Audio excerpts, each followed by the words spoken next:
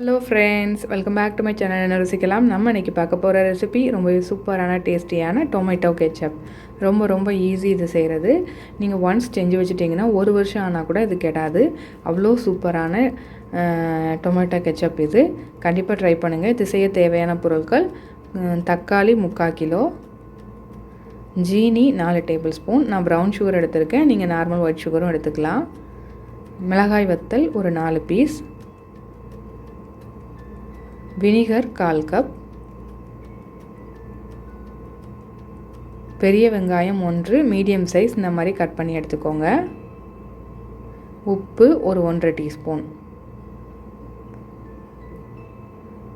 இப்போது ஒரு கடாய் வச்சு அந்த கடாயை ஹீட் பண்ணிக்கோங்க. மீடியம் ஃப்ளேமில் வச்சுட்டு முதல்ல தக்காளியை இந்த மாதிரி ரஃப்பாக கட் பண்ணி சேர்த்துக்கலாம்.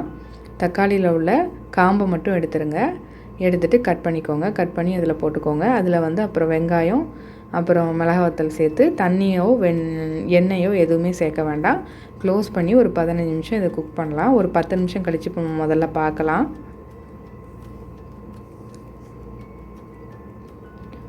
ரொம்ப டேஸ்ட்டாக இருக்குங்க. கடையில் உள்ள மாதிரி அதே மாதிரி இருக்கும். ஒரு 10 நிமிஷம் கழித்து இந்த மாதிரி மிக்ஸ் பண்ணி விட்டுக்கோங்க. கொஞ்சம் தக்காளிலேருந்து தண்ணி விட ஆரம்பிச்சிருச்சு. இப்போ மறுபடியும் க்ளோஸ் பண்ணி குக் பண்ணலாம். பாருங்கள், இப்போ ஒரு 15 நிமிஷம் ஆகிடுச்சு. நல்லா மேஷ் ஆகிட்டு வருது தக்காளி. தண்ணி எதுவுமே சேர்க்காம சூப்பராக வந்திருக்கு பாருங்கள். இப்போ ஒரு 15லேருந்து 20 நிமிஷத்துக்குள்ளே இந்த மாதிரி ரெடி ஆயிரும். இதுக்கப்புறம் இதை நல்லா ஆற வச்சு நல்லா கிரைண்ட் பண்ணி எடுத்துக்கோங்க. மிக்ஸி ஜாரில் போட்டு தண்ணி எதுவும் சேர்க்காமல் அப்படியே அரைச்சிக்கோங்க, போதும். இப்போ ஒரு ஃபில்டரில் இதை ஊற்றி நல்லா இந்த மாதிரி ஸ்பூனை வச்சு ப்ரெஸ் பண்ணி விட்டிங்கன்னா நல்ல அது ஃபில்டர் ஆகி நமக்கு வந்துடும். தக்காளியில் உள்ள விதையும் நம்ம வத்தல் போட்டிருக்கோம்ல அதில் உள்ள விதையும் வராத மாதிரி ஃபில்ட்ரு கொஞ்சம் சின்ன ஃபில்டரை எடுத்து நல்லா இந்த மாதிரி ஃபில்டர் பண்ணி எடுத்துக்கோங்க. பாருங்கள், நான் நல்லா ஃபில்டர் பண்ணிட்டேன். இப்போ அடுப்பை ஆன் பண்ணிக்கலாம். ஆன் பண்ணிவிட்டு மீடியம் ஃப்ளேமில் வச்சுக்கோங்க. இந்த மாதிரி கொஞ்சம் லைட்டாக பபிள்ஸ் வர ஆரம்பித்ததும் நம்ம இதில் வினிகர் சேர்த்துக்கலாம். வினிகர் சேர்த்தா தான் உங்களுக்கு கடையில் உள்ள டேஸ்ட்டு அப்படியே வரும். உங்களுக்கு வினிகர் வேண்டாம்னா கொஞ்சமாக நீங்கள் லெமன் ஜூஸ் சேர்த்துக்கலாம். ஆனால் உங்களுக்கு 1 இயர் வரைக்கும் கெடாமல் இருக்கணும்னா நீங்கள் வினிகர் தான் சேர்க்கணும். இப்போ நல்லா மிக்ஸ் பண்ணி விட்டுட்டே இருங்க. கொஞ்சம் நல்லா கொதிக்க ஆரம்பிக்கும். இப்போ இதில் ஜீனி சேர்த்துக்கலாம். ஜீனி எதுக்கு சேர்க்குறோம் அப்படின்னா அந்த புளிப்பு தன்மையை கொஞ்சம் கம்மி பண்ணுறதுக்கு தான் சேர்க்குறோம்.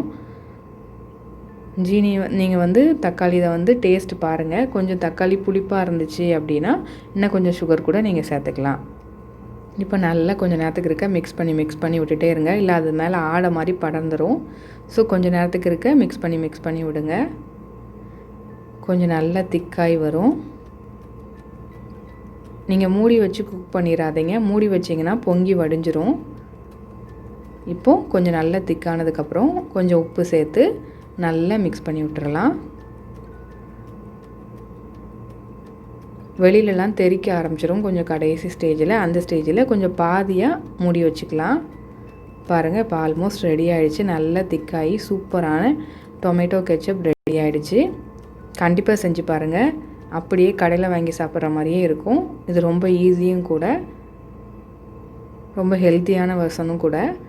பாருங்கள், இப்போ இதோட கன்சிஸ்டன்சி உங்களுக்கு தெரியணும்னா இந்த மாதிரி ஒரு பிளேட்டில் ஊற்றி பார்த்தீங்கன்னா அது தண்ணி மாதிரி லிக்விடாக வடியாமல் இந்த மாதிரி 2ஆக பிரிஞ்சு நிற்கணும். இன்னொன்று பார்த்தீங்கன்னா தண்ணிக்குள்ளே கொஞ்சம் இதை ஊற்றி பார்த்தீங்கன்னா தண்ணி கலர் மாறாமல் அப்படியே ஒயிட்டாகவே இருக்கணும். இப்படி இருந்துச்சுன்னா இது கரெக்டான கன்சிஸ்டன்சி. இந்த ரெசிபி உங்களுக்கு பிடிச்சிருந்துச்சுன்னா லைக் பண்ணுங்கள், ஷேர் பண்ணுங்கள், கமெண்ட் பண்ணுங்கள். இந்த டொமேட்டோ கெச்சப்பை நீங்கள் நல்லா ஆற வச்சு ஒரு கண்ணாடி பாட்டிலில் போட்டு ஃப்ரிட்ஜில் ஸ்டோர் பண்ணிட்டீங்கன்னா ஒரு 1 இயர் வரைக்கும் கூட கெடாமல் இருக்குங்க. கண்டிப்பாக ட்ரை பண்ணி பாருங்கள். மறக்காமல் நம்ம என்ன ருசிக்கலாம் சேனலுக்கு சப்ஸ்கிரைப் பண்ணாதவங்க சப்ஸ்கிரைப் பண்ணி பக்கத்தில் உள்ள பெல் ஐக்கானை கிளிக் பண்ணி ஆளுங்கிற பட்டனை கிளிக் பண்ணிக்கோங்க. அப்போ தான் நம்மளோட ஃப்யூச்சர் ரெசிபீஸ்லாம் உங்கள் நோட்டிஃபிகேஷன் லிங்க்கில் வரும். Thank you friends.